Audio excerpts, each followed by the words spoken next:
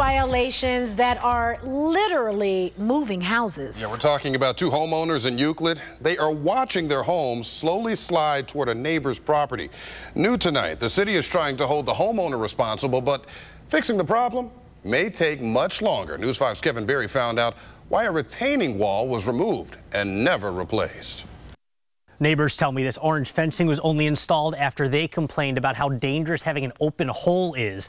Now the fencing is up, but the project is no closer to getting finished. The impact of this Euclid construction project, that side really dropped, is clear on Audrey Adler's home 2 houses over. In November, Janet Harley bought this property and started construction to fix code violations from before she owned it.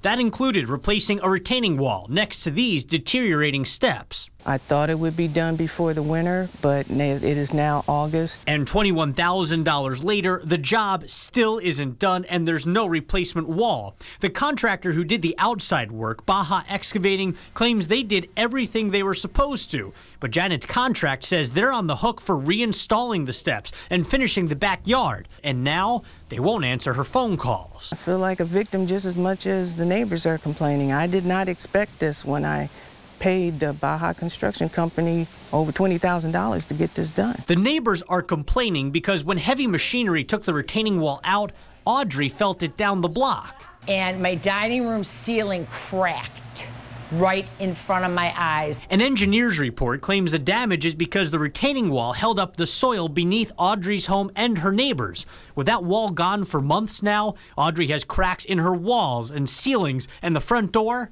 And it was unable to be fixed because the house is still moving.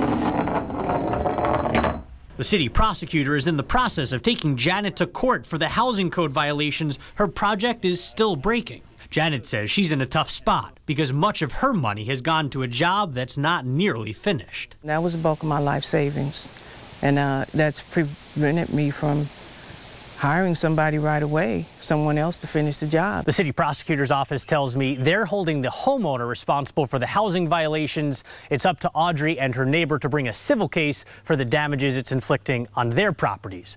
In Euclid, I'm Kevin Barry, News 5.